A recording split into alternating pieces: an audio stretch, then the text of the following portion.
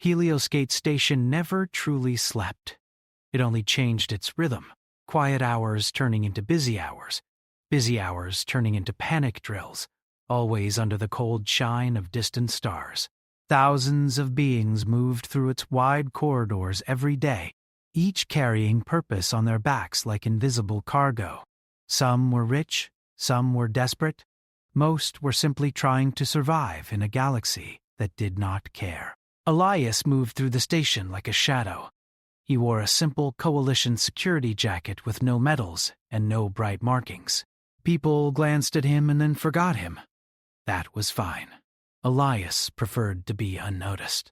When trouble came, unnoticed men lived longer. Humans were still new to this part of space. Some aliens treated them like interesting pets. Some treated them like dangerous animals. Some treated them like cheap labor. Elias had learned to read the looks. He had also learned that the galaxy loved rules, but had loved loopholes even more. He was passing Dock Ring 7 when he noticed the woman. She stood still near a busy transit platform, not moving with the flow of the crowd. Everyone around her seemed to slide away from her presence, like water flowing around a rock. She was tall and slender, her skin faintly luminous, her eyes reflecting station lights like tiny moons. Elias recognized her species immediately. Virelian. Virelians were known for calm beauty, strict etiquette, and social order built like a wall. Most Virelians moved with quiet confidence. This one did not. Her shoulders were drawn inward. Her fingers kept twisting together as if she was trying to hold herself together by force. Elias slowed, watching. 2 traders walked past behind him, speaking softly, thinking no one paid attention. "No bond mark," one said. "Unclaimed," the other replied, with a tone that carried more judgment than pity. Elias frowned. In Virelian culture, a public bond mark meant a recognized partner. No mark meant a person had no social anchor. Elias didn't like the sound of it. He had seen cultures that used tradition as a weapon. The woman stepped forward toward a service desk.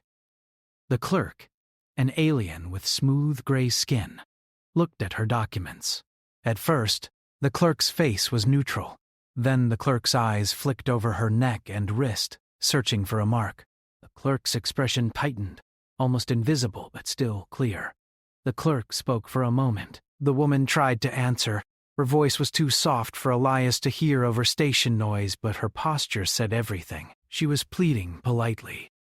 The clerk shook their head, returned the documents, and turned away. The woman stood frozen for a breath, then bowed slightly and backed away.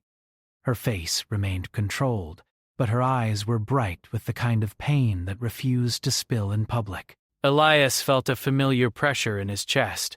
He told himself to walk away. He did not. He turned and approached her. Not too fast, not too close. Careful, like approaching someone injured. "Excuse me," he said. She startled. Her eyes widened as she looked at him, taking in his human features, his stance, his calm tone. Surprise crossed her face, then a guarded caution. "Yes?" she asked softly. "I noticed you were having trouble," Elias said. "Maybe I can help." She swallowed. Her gaze dropped for a second, then returned to him, as if she was testing whether he was real. I do not wish to trouble you," she said. "You're not," Elias replied. "If you don't want to talk, that's fine, but you looked like you needed something." A long pause. She clasped them tighter, trying to stop it. Then she said the words like they had been locked behind her teeth for too long. "I have nowhere to go." The sentence sounded small, but it carried a heavy weight. Elias kept his face calm. He had learned that panic in your expression could make people shut down. "Oh, what happened?" he asked. She hesitated, scanning the corridor. A few beings nearby were already watching them, curious. On Helios Gate, entertainment was rare, and humans speaking to a distressed Virelian was enough to attract eyes. She leaned closer and spoke quietly. "My contract housing expired," she said. I came here for research work. The company collapsed. There was a financial investigation. They removed their sponsorship from all staff. Without sponsorship, I must renew under my own status. But under Varelian cultural law, Her voice caught, a woman without a bonded partner has a limited social classification. That's a law? It is called a tradition, she said bitterly, but the bitterness was controlled. It is written into their civic paperwork, not stated as punishment, but used like one. She held out her documents again, hands trembling less now, as if speaking gave her strength. I tried applying under coalition law, she said, but the clerk said I did not meet the stability requirements. They did not say the true reason, but I know it. She touched her wrist where a bond mark would have been. They look down on me, she whispered. Elias felt anger sharpen inside him. Quiet anger, the kind that did not shout. The kind that made decisions. A human voice in the back of his mind warned him, don't get involved. This can cost you. But another part of him, older and harder, responded, if you can help and you don't, then you become part of the system. She looked at him again, and for a second her control faltered. Her eyes glistened. She lowered her head. I know I should not ask, she said, but I saw that you are human. Humans sometimes act differently. Sometimes they do not care about these things. Elias said nothing. Her shoulders shook once as she forced the words out. Please, she said. I need someone to sponsor me temporarily. Just enough to renew my housing clearance and travel status. I will work. I will repay. I will not cause trouble. Jerry. Around them, the corridor noise continued. People passed. Some glanced and moved on. Some slowed to watch. Elias noticed a Varelian elder couple in the distance, staring with cold disapproval. He noticed a coalition guard looking over, interested. Elias understood what others might assume. A desperate alien woman asking a human man for sponsorship could be twisted into ugly stories. The galaxy loved rumors. He took a slow breath and spoke gently. What's your name? She blinked as if the question surprised her. Lyra, she said. I'm Elias, he replied. Let's sit somewhere quieter. Tell me everything first. Lyra's eyes widened. Not relief yet. Hope. Dangerous hope. They walked to a small observation area overlooking the docking bays. The room was quieter there, with a broad window showing ships drifting in careful lines, their lights moving like fireflies in darkness. Lyra sat on the edge of the bench as if she didn't feel she deserved the space. Elias sat a little distance away, giving her room. Start from the beginning, he said. She nodded and spoke steadily, as if she had rehearsed the story many times in her head, afraid she would forget. She had been hired by a private research group tied to a Varelian noble house. The work involved analyzing unknown biological patterns found in deep space ruins, ancient relics, old signals, genetic traces that did not match known species.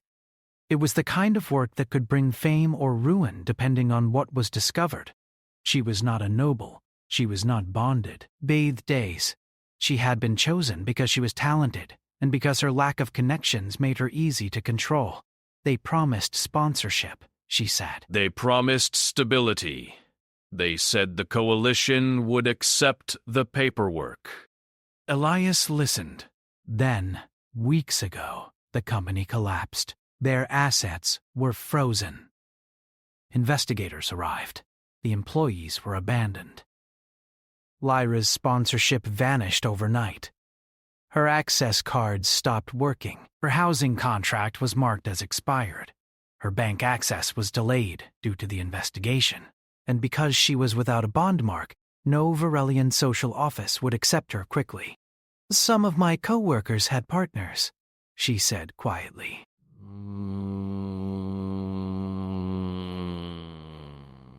They were accepted into their partner's household records. They were safe. I was not. So you came to the coalition desk. Yes, she whispered. They told me to find a sponsor. A partner bond counts as a sponsor, but a work sponsor would also count. I asked the station employment office. They suggested I try service work. I tried. But when they checked my status, they rejected me. They rejected you because you were unmarried? Elias asked, keeping his voice calm even though anger was building. Lyra hesitated. They would say it differently. They say my status is unstable. They say a woman without a household is a risk. Elias stared out the window at the ships. His jaw tightened. Humans had a long history of judging people by things that had nothing to do with character. Elias had believed, maybe foolishly, that the wider galaxy might be better. It wasn't. It was the same pattern wearing different clothing. He looked back at Lyra. How long do you have before you're forced to leave the station? Her voice became smaller. 2 station days. That was less than 48 hours. And if you leave? Elias asked. She swallowed. The nearest Varelian embassy is 3 jumps away. Without sponsorship, I cannot board most passenger routes. Cargo routes would accept me as labor, but... Her voice shook. Those routes are not safe. Elias understood. Not safe could mean many things. He did not ask for details. He didn't need them. Silence stretched between them for a moment. Elias could hear his own thoughts. A sponsorship meant responsibility. It meant his name on her paperwork. It meant if she caused trouble, the station could punish him. Worse, the Varelian noble house tied to her old employer might see him as interference. Elias was not rich, he was not powerful, but he was human. And humans had one special talent the galaxy kept underestimating. They did not always accept the roles assigned to them. I'll help you, Elias said. Lyra froze. You will? Yes, he replied. Temporary sponsorship? It won't be romantic. It won't be messy. And it won't be open-ended. We'll make clear boundaries. But it will keep you safe long enough to regain your status. Lyra's eyes filled with fragile disbelief. She bowed again, slower this time. Thank you, she whispered. You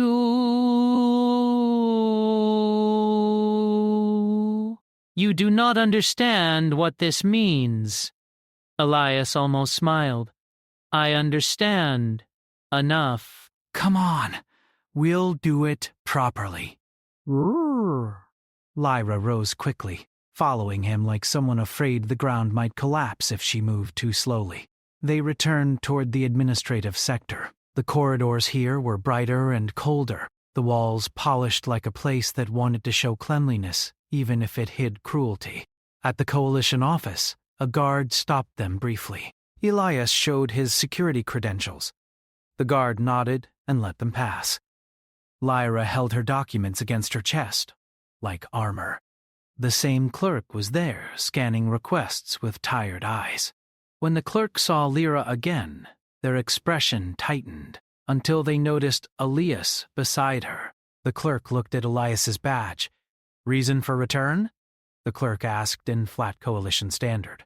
Elias spoke calmly. Sponsorship request? I'm registering as temporary sponsor for Lyra Venn. Lyra flinched slightly at hearing her name said aloud, as if it made the situation more real. The clerk's eyes narrowed. Human sponsor? Yes, Elias said. The clerk leaned back slightly as if the words carried risk. You understand the responsibility. You will be accountable for her conduct within station jurisdiction. I understand, Elias replied.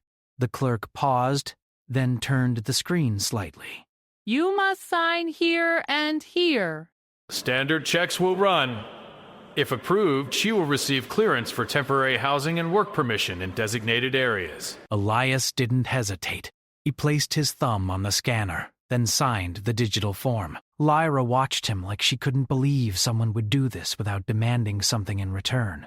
When it was her turn, she placed her hand on the scanner. Her fingers shook again. The clerk stared at the results that came up, and something in the clerk's expression changed. So small, most people would miss it. Elias did not miss it. The clerk's eyes widened slightly, then narrowed. Their fingers moved faster on the console. A red symbol flashed briefly on the screen, then disappeared behind a layer of security. Elias leaned in a fraction. Is there a problem? The clerk's voice became carefully neutral. Additional verification required. Lyra's face went pale. Elias stayed calm. What kind of verification? The clerk didn't answer directly. Instead, they tapped a button beneath the desk. A silent call signal. Elias felt the atmosphere shift in the room, like pressure changing before a storm. Lyra's lips parted.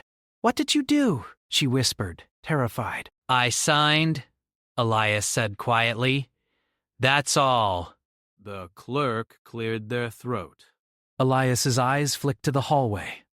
2 station security officers appeared within a minute, walking fast, but their uniforms were not standard station security. Their badges carried the mark of the Varelian Embassy liaison. Elias's stomach tightened. One officer approached the desk and spoke to the clerk in low Varelian dialect. The clerk nodded quickly. Then the officer turned to Elias and Lyra.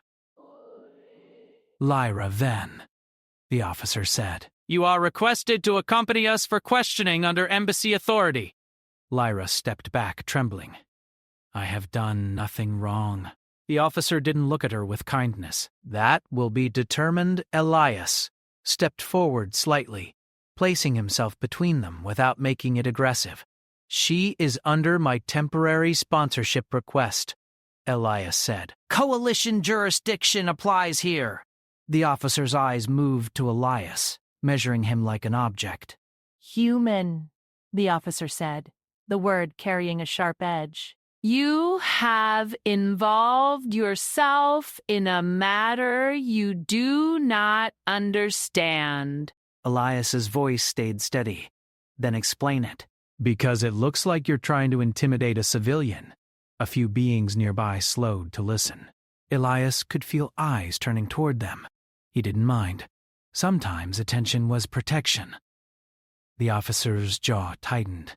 This subject is connected to an ongoing investigation. Her former employer is under suspicion for illegal research. Lyra's breath caught. Illegal research? The officer ignored her, looking at Elias. If you sponsor her, you become linked. That may place you under observation. Elias felt the danger clearly now. This wasn't just about a woman being judged for lacking a husband. That was only the surface. Something deeper was hiding under the paperwork. Elias looked at Lyra. She looked back, terrified and confused. He understood one thing instantly. Whatever she was connected to, the powerful wanted control of it. And now, by choosing to help, Elias had stepped into their path. Elias turned back to the officer. If she's under investigation, why was she not detained earlier? The officer's eyes narrowed. We do not answer to you. Elias smiled slightly, not friendly, not cruel, just human. You do on coalition ground, he said. The officer's hand moved toward their comm device. Elias spoke again, louder this time so the nearby crowd could hear. I am Elias Mercer, Coalition Licensed Security Consultant. I am formally requesting a Coalition Oversight Officer be present before any embassy authority removes a civilian from station administration. That made the officer pause. The clerk looked suddenly uncomfortable, like they hadn't expected a human to know procedure. Lyra stared at Elias like he had just changed into someone else. Elias didn't stop. He had learned long ago that systems depended on fear and silence. If you stayed quiet, they could push you anywhere.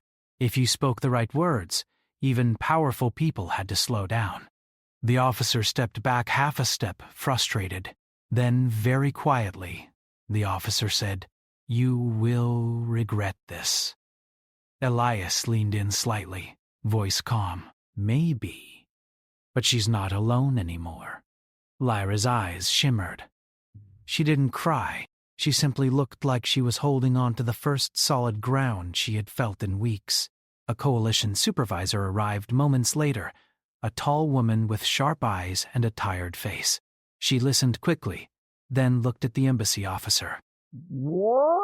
"Embassy authority has limits here," the supervisor said. "You may submit a request for interview, but you will not remove her without coalition approval." The officer's face tightened with anger, but they nodded stiffly. "Fine. We will file properly." They turned and left, moving fast like predators forced to retreat. When they were gone, the supervisor looked at Elias. "You want to sponsor her?" Yes, Elias replied. The supervisor studied him for a moment. "You're sure?" Elias did not hesitate. Yes. The supervisor sighed. Then, understand this. If the embassy is interested, it won't stop at paperwork. They'll watch both of you. Elias nodded. "Let them." The supervisor signed a code into the clerk's system. The clerk's screen changed from red warnings to a temporary clearance. A small green indicator appeared. Lyra released a breath she had been holding like it might kill her. The clerk handed Lyra a printed access token and a housing slot code. "Temporary housing assigned," the clerk said, voice dull again. "Dock ring 9, level 4. Lyra took it carefully, as if it could vanish if she moved wrong. Elias guided her away from the desk and into the corridor. Only when they were around a corner did Lyra finally speak, voice shaking. "Why are they interested in me?" she whispered. "I was only a researcher. I only read data. I did not steal anything." Elias looked down the long hall where the embassy officers had disappeared. "I don't know yet," he said. "But I saw the red flag on the screen. You're marked." Lyra's face tightened. "Marked for what?" Elias's voice was low. "For something someone wants hidden." "I only wanted a place to sleep," she said, voice breaking. "I only wanted to stop being treated like I was worthless." Elias turned to her fully. "You're not worthless," he said simply, "and you're not alone." Lyra stared at him, as if those words were more shocking than any threat. Elias continued walking, and she followed. But neither of them noticed the small station drone hovering high near the ceiling, its camera lens tracking them quietly. Far away in a private embassy office, a screen lit up with their faces, and a cold voice said, "The human has taken the bait." The voice paused, then added, "Prepare the second phase." Elias and Lyra stepped into the lift toward Dock Ring 9, unaware that their simple sponsorship had already become a political match thrown into dry fuel. And somewhere in the silent stars beyond Helios Gate, something ancient and dangerous was waking. Something connected to Lyra's research, and now connected to the human who refused to look away. The lift doors closed. The station continued to breathe. The lift moved quietly through the inner structure of Helios Gate Station. Soft lights passed over Elias and Lyra as they stood side by side, both silent but thinking many things at once. Outside the transparent panels, ships drifted slowly, docking arms extending and retracting like giant mechanical fingers. Lyra held the housing token carefully in her hand, staring at it again and again, as if it might disappear if she looked away. Her breathing had steadied, but tension remained in her shoulders. Elias watched the station levels change on the display. He felt the weight of what had just happened. Helping someone was never simple in the wider galaxy. Every action pulled invisible threads, and now those threads were tightening. "You are not afraid?" Lyra asked quietly. Elias glanced at her. "I am," he said honestly, "but fear doesn't always mean stop." She seemed surprised by the answer. Many species believed courage meant feeling no fear. Humans often understood it differently. They reached Dock Ring 9. The lift doors opened into a quieter corridor. far from the busy commercial areas. The walls here were simpler, painted in neutral tones, and the lighting was softer. Temporary housing was meant for travelers and workers who needed short-term stability. Lyra walked slowly, looking around as if expecting someone to stop them again. Her assigned room was small, but clean. A narrow bed, a desk, a storage cabinet, and a wide window showing a distant cluster of stars. The air smelled fresh, recently filtered. When the door closed behind them, Lyra exhaled deeply. I thought I would be sleeping in a cargo bay, she admitted. Elias smiled slightly. Not today. She placed her bag carefully on the desk. It looked light, as if she had already lost most of her belongings during the sudden collapse of her job. For a moment, she simply stood there, looking around the room, eyes moving slowly, as if memorizing every detail. I know I have said it already, but... You don't need to keep saying it, Elias replied gently. She hesitated. In my culture, gratitude must be repeated to show sincerity. Well, he said lightly, in mine, helping someone doesn't require endless thanks.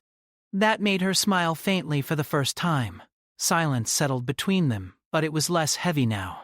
Elias walked to the window, checking the corridor outside through a small security panel. Old habits. He noticed nothing unusual, but that didn't mean they weren't being watched. Tell me about your research, he said after a moment. Lyra stiffened slightly. I thought you did not wish to know, she said. I didn't earlier, he admitted. But embassy officers don't show up for nothing. If they're interested, I need to understand why. She nodded slowly and sat on the edge of the bed.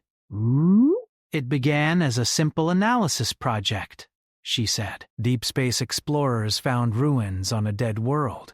The ruins contained biological patterns embedded in stone structures, not alive, but not fully dead either. Elias frowned. Biological patterns in stone? Yes, genetic traces preserved in crystalline structures. It is difficult to explain simply. She paused, searching for words. Imagine a memory stored in living material, but frozen in time. That sounds valuable, Elias said. It was, she replied. Many noble houses wanted access to the data. My employer promised neutrality, but I later learned they had secret investors. Her voice grew quieter. We discovered something unusual in the genetic patterns, she continued. Something that resembled human DNA. Human? Yes, she said, meeting his gaze. Not identical, but similar enough to create conflict among the research team.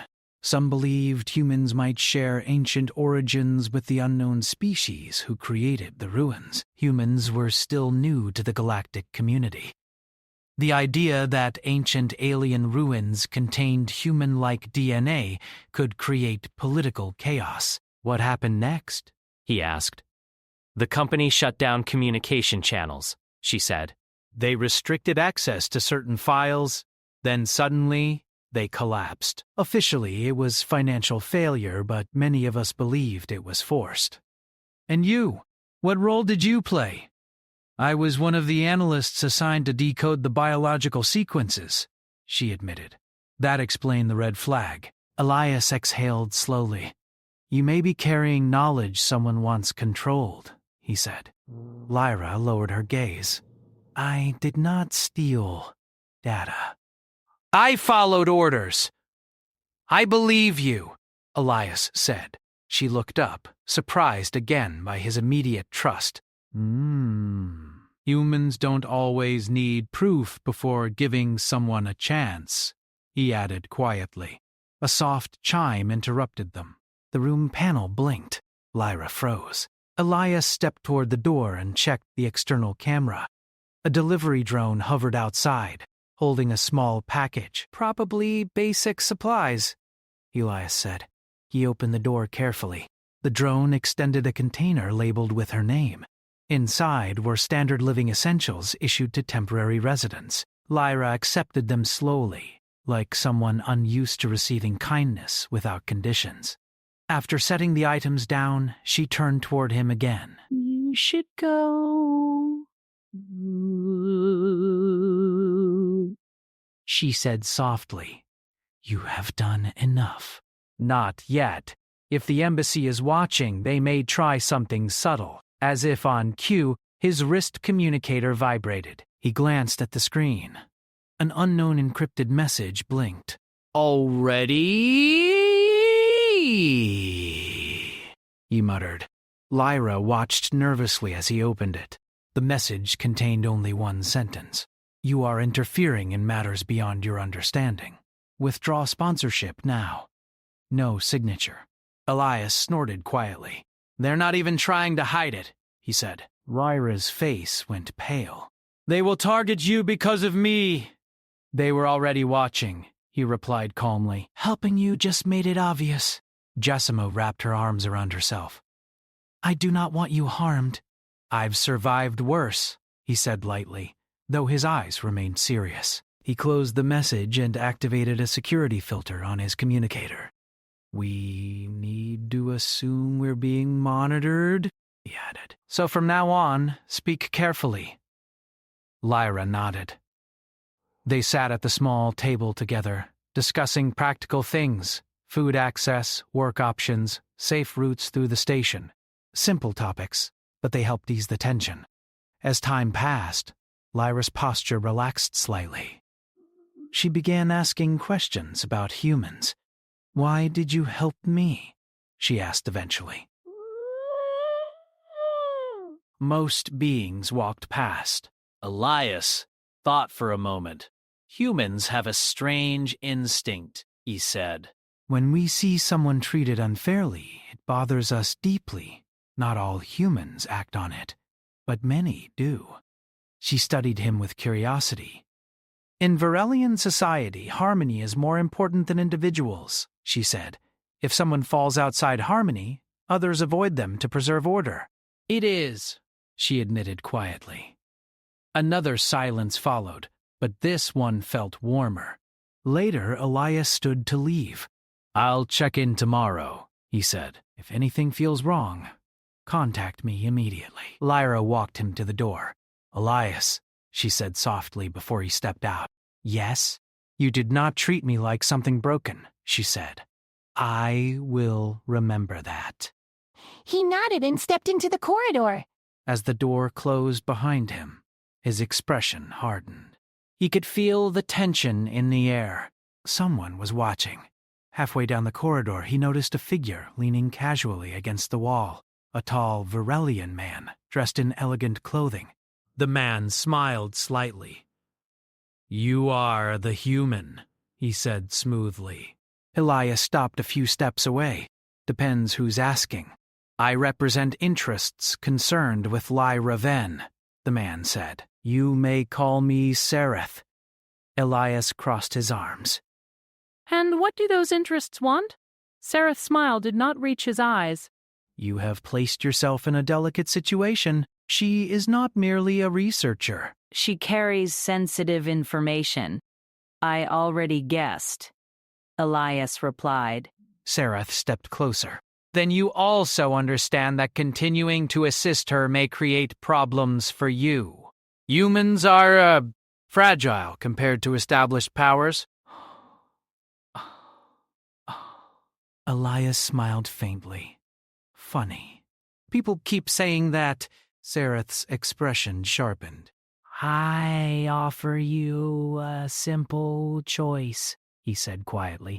"Withdraw sponsorship, and you will be compensated generously." "Not interested." Sereth's eyes darkened. "You are making a mistake." "Maybe," Elias said, "but it's mine to make." Sereth studied him for a long moment, then stepped back. "Humans," he said softly, almost amused. "Always unpredictable." He turned and walked away without another word. Elias watched him disappear around the corner, feeling the situation growing heavier. Inside her room, Lyra stood by the window, staring at the stars. She felt fear, yes, but also something new. Hope. Someone had chosen to stand beside her when everyone else stepped away. But she also sensed that helping her had pulled Elias into a dangerous game he did not fully understand. Outside the station, ships moved silently through space, and far away, hidden within encrypted networks, files began unlocking. Files connected to ancient ruins, strange DNA, and a truth that could change how the galaxy saw humanity forever. The second phase had begun. The station lights dimmed slightly as Helios Gate moved into its artificial night cycle, but activity never truly stopped. Cargo ships arrived, diplomats argued quietly in hidden offices, and security teams watched endless streams of data. Somewhere in the middle of all that motion, Elias walked alone through a maintenance corridor, thinking carefully about everything that had happened since he agreed to sponsor Lyra. He had expected complications. He had not expected political pressure, secret messages, and ancient research tied to human DNA. That detail stayed in his mind like a puzzle piece that did not fit yet. His communicator vibrated again. This time, it was a coalition notice confirming Lyra's temporary status had been approved officially. The message included warnings about embassy interest and a recommendation to avoid unnecessary conflict. Elias almost laughed at that. Avoiding conflict had stopped being an option the moment he said yes. He turned a corner and entered a small cafe that stayed open during quiet cycles. A few travelers sat scattered at tables. The smell of warm drinks filled the air. Elias ordered something simple and sat near the window, watching ships glide outside. He used the quiet moment to think. Why would ancient ruins contain patterns similar to human DNA? Humans had been only recently begun exploring beyond their local region. If someone discovered evidence connecting humans to ancient creators, it could change power balances across multiple species. Some would want to control that information, some would want to destroy it, and Lyra, whether she realized it or not, might hold a key. His thoughts were interrupted by a message from Lyra. "I received a work request," she wrote. "Temporary data analysis position in the station archives." Is it safe? "Take it, but stay in public areas. Share location access with me." He finished his drink quickly and stood. Something told him things were moving faster now. When he reached Dock Ring 9 again, Lyra was waiting outside her room. She wore a simple gray outfit provided by the station, her hair tied back neatly. She looked calmer than before, but her eyes still carried worry. "You came," she said softly. "You said you had work." He replied. "Yes," she said. "The station archives needed help organizing old biological records. It is basic work, but it gives me access to illegal activity." "That's good," Elias said. Staying visible helps. They began walking together toward the archive sector. Lyra glanced at him occasionally, as if she still could not believe he remained beside her. "You do not regret helping me?" she asked. He shook his head. "No." She nodded slowly, but did not reply. Her silence felt thoughtful, rather than uncomfortable. The archive sector was large and quiet, filled with rows of data terminals and storage units.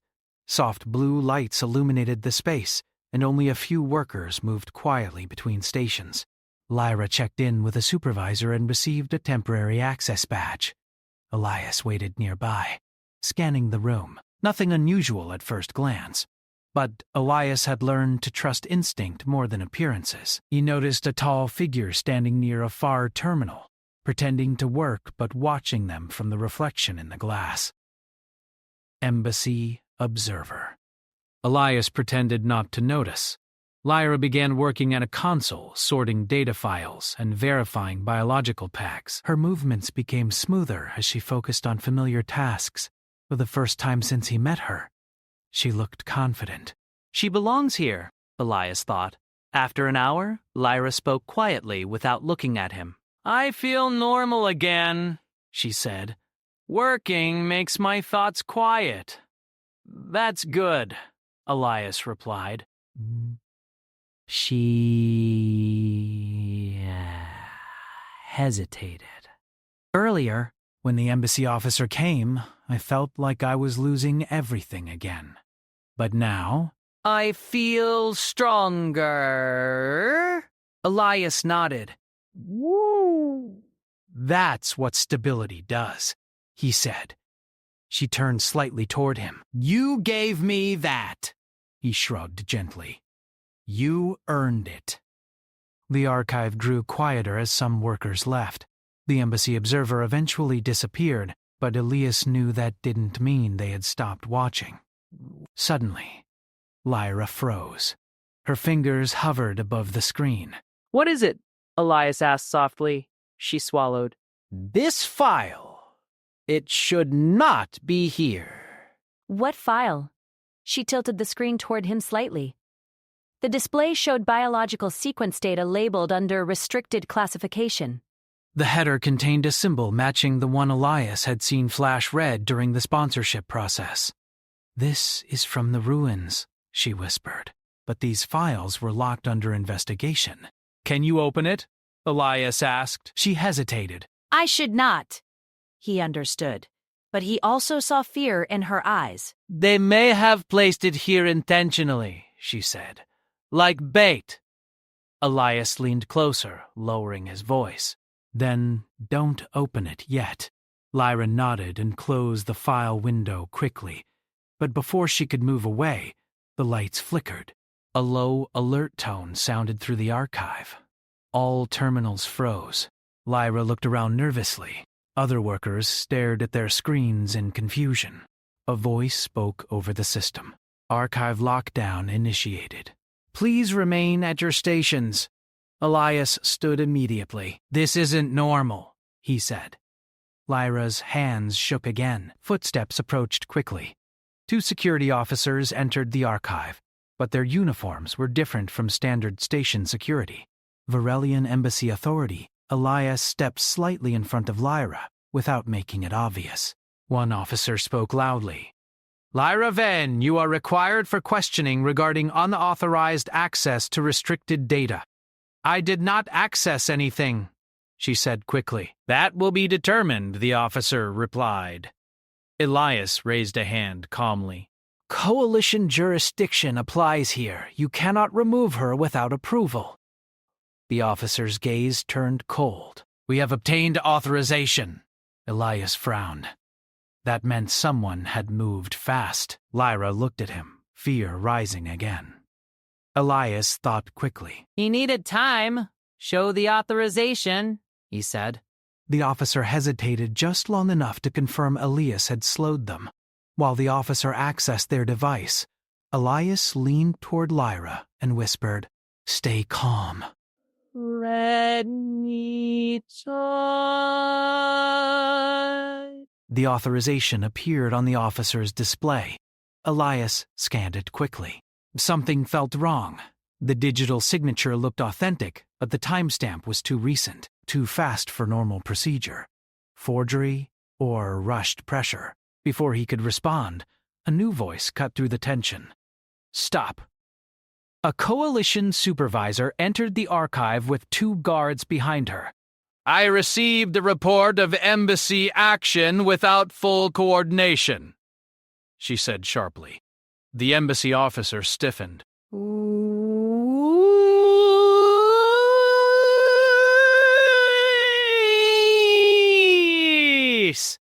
The supervisor examined the file. Her expression darkened. "This authorization is incomplete," she said. "You may request an interview, but you cannot detain her." The officer's jaw tightened, but they stepped back. Lyra released a quiet breath. Elias nodded slightly toward the supervisor in thanks. The supervisor looked at him. You attract trouble, Mercer. So I've been told. He replied lightly. The embassy officers left clearly frustrated. The lockdown lifted, and normal activity slowly resumed. Lyra sat down again, visibly shaken. They are desperate, she whispered. Why? Elias leaned against the desk. Because whatever is in those files matters more than they want anyone to know. She hesitated before speaking again. When I worked on the original data, she said slowly, we found something beyond genetic similarity. There were markers, sequences that looked like evolutionary guides, like instructions. For humans? Elias asked. Yes, she said quietly. As if humans were meant to reach the stars. Elias felt the weight of those words settle heavily. If that becomes public, he said, some species might fear humans gaining status or power, and others might want control over humans, she added. Elias crossed his arms. Then protecting you becomes even more important. Lyra looked at him with a mixture of gratitude and worry. You continue to choose danger, she said. Maybe, he replied, but I don't like bullies. She smiled faintly. They finished the shift without further incidents, but tension remained in the air. When they left the archive together, the corridor lights reflected softly on the polished floor. The station seemed quieter than before, as if holding its breath. Halfway back to Dock Ring 9, Elias sensed movement behind them. He turned quickly. A small service drone hovered near the ceiling, its camera focused on them. Lyra noticed it too. They are watching us openly now. Elias sighed. Good. That means they're losing patience. Is that good? She asked. It means they're making mistakes, he said. They continued walking, but neither spoke for a while.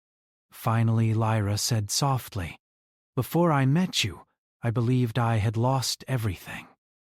My work, my status, my future. Now I feel like I am standing at the center of something larger. You are, Elias said. She stopped walking and looked at him. Do you regret becoming part of this? She asked again. Elias shook his head.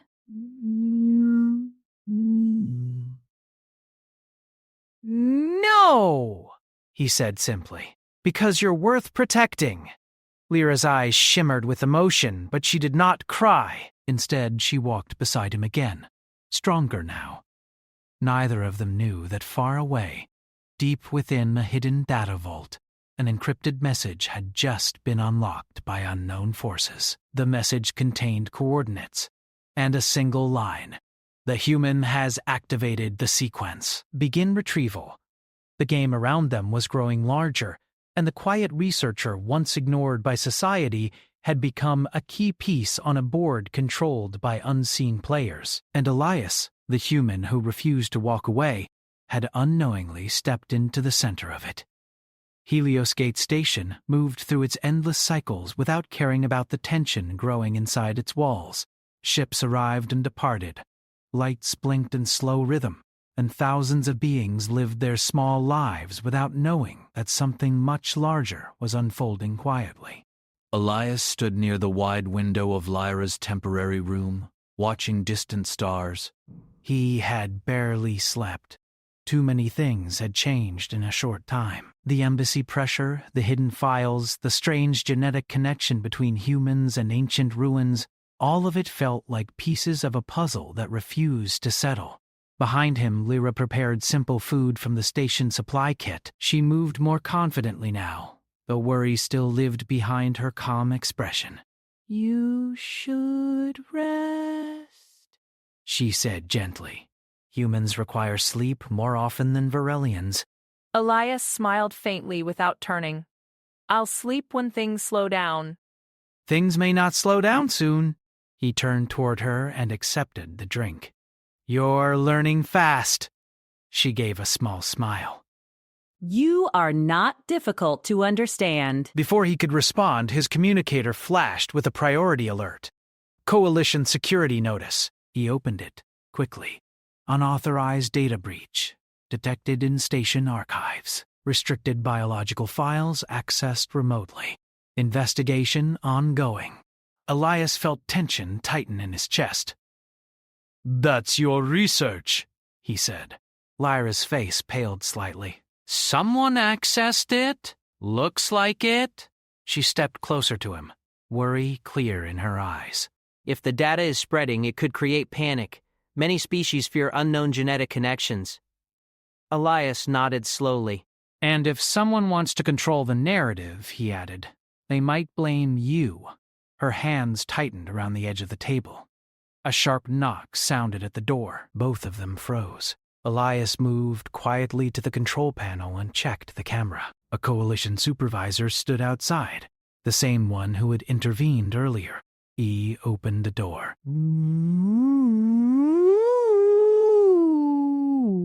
We need to talk, she said, without greeting. Her voice carried urgency. They let her inside. She activated a privacy field immediately, blocking external monitoring. That means this is serious, Elias said. It is, she replied. Someone released fragments of the ancient genetic data into underground networks.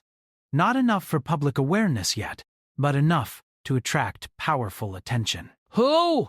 We don't know, the supervisor said. But embassy factions are arguing already. Some want to seize all related researchers. That includes you. Lyra's shoulders tensed. Elias crossed his arms. What's the coalition position? Neutral publicly, she said, but privately? We don't want embassy forces controlling station civilians. She looked directly at Lyra. You need protection. Lyra nodded slowly. I do not want to run. You may not have a choice, the supervisor replied. Elias stepped closer. Explain. The supervisor hesitated, then said quietly, There is a ship preparing to leave within 2 cycles. Officially, it's a research vessel. Unofficially, it can transport you safely to Coalition Central Space. If you stay here, pressure will increase. Lyra looked between them, uncertainty in her eyes. I only just found stability, she whispered. Leaving feels like losing everything again. Elias understood that feeling deeply. Do you trust the coalition? He asked the supervisor. She met his gaze directly. More than you trust the embassy. That was probably true. Lyra moved toward the window, staring at the stars. I came here to prove myself, she said quietly, to show I had value beyond a partner bond. If I leave now, it feels like failure. Elias stepped beside her. Sometimes survival isn't failure, he said gently. She looked at him. And you? She asked. Will you come? He hesitated. He had responsibilities on the station, contracts, contacts, a life built carefully over years. But then he remembered the way she had stood alone at the transit platform, invisible to everyone except him. I won't let you go alone, he said finally. Her eyes widened slightly. The supervisor nodded. Good.